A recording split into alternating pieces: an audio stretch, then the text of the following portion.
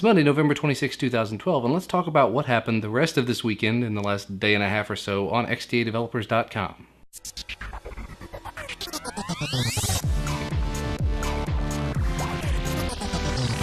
As a bit of an update on something I neglected to cover in the Saturday video, it was discovered last week that the Nexus 4 contains an LTE chip. This was expected because the Nexus 4 contains some common ancestry with the LG Optimus G. However, the general consensus was that just because the 4G hardware, the LTE hardware specifically, was there, it wouldn't necessarily be functional. But as an update to that, we have found out that the hardware is actually functional. It doesn't necessarily work on all bands, but just by putting some very simple codes into the phone, you can get it running on band 4. That will get you access to 4G in some places not in the US. I know TELUS and Rogers and a couple of other carriers do use band 4. Off the top of my head, I don't know if it works on any of the carriers in the US. If any of them, it would probably be on AT&T or T-Mobile, but don't quote me on that. Unfortunately, for those of us on Verizon, it doesn't really make much of a difference. And realistically, from what I've read on the other sites, if you do get 4G LTE working on it, it's still not quite legal to do because it's not been FCC certified to work on LTE. I don't think that's going to be anything that comes back on you as the end user, but do make sure to read up as much as you can before you try this out yourself, just to make sure that everything's safe and you're not going to get kicked off of your network or anything. And according to the original article on the XDA site,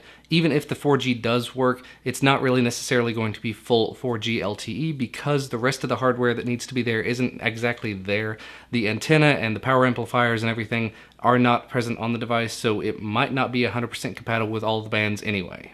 Anyway, moving on to update and ROM news, which is actually going to be the grand majority of the rest of the video. For a little while there, the CM10 updates sort of slacked off. We didn't see many unofficial ports showing up, at least not showing up on the front page of the site. But we have seen more and more showing up lately, especially now that CM10 is final being in big quotes there. And in that vein, XDA recognized developer Arco68 has started working on his very own version, and has put out an unofficial alpha of CM10 for the Samsung Galaxy W, that is the i8150. Now even though they do call it an alpha, the grand majority of things seems to be working in terms of everyday usage stuff. If you're doing Wi-Fi tethering, or if you really want that V-Sync for the buttery smooth look and feel, then you might not want to jump on this one, but other than that, just take a look at the forum and see if everything looks kosher to you, and if it does, go for it.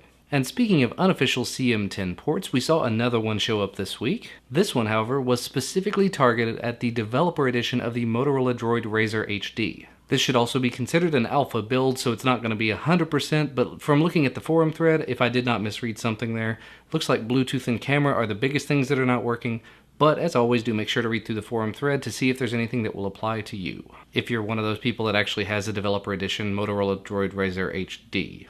Now speaking of CM10, Android 4.2 just recently released, went to AOSP, and everybody's starting to wonder when's it going to hit Cyanogenmod. Well, thanks to XDA Elite recognized developer CodeWorkX, he has started working on getting 4.2 Cyanogenmod 10.1 on the Samsung Galaxy S2, specifically the i9100G. Now that is only the i9100G. If you have some other one, don't just go flashing this over to it. You will probably brick your device. And in his own words, use it like it is or leave it. Which means basically, in his opinion, you should probably not take it and start screwing with it because you'll probably end up screwing your device up. But yeah, as the author of the article puts it, you're probably going to go ahead and flash it anyway, so do make sure to read through the forum threads, see what sort of problems other people have had. I say this all the time, you know this. And actually, speaking of Android 4.2, I'd started to wonder myself if we were going to start seeing Android 4.2 ROMs, and it looks like we are definitely in the process of getting them. And actually, thanks to XDA senior member Skater with Skill, they may come more and more frequently. He has released a tutorial on compiling 4.2 for the AT&T Galaxy S2 Skyrocket. And yeah, that's definitely not a how-to guide for every single device on the market, but it is a good jumping off point just for knowing how to do it. And of course there will be caveats for other devices, there will be different ways of doing things and different things you have to add in and whatever else. And the other side of that is, before too long there should be a fully functional 4.2 AOSP ROM for the Samsung Galaxy S2 Skyrocket. So yay on both parts. And the last story I thought I'd talk about was something kind of interesting, especially to Verizon users, specifically owners of the HTC Droid Incredible 4G LTE. Now usually most users of HTC devices can just go to the HTC dev site and put in some information and get the unlock code to unlock their device. And while it does void your warranty, it is a way to get your device unlocked so you can do a lot of what you want to do to it. However, thanks to Verizon, that's not really possible anymore for the HTC Droid Incredible 4G LTE.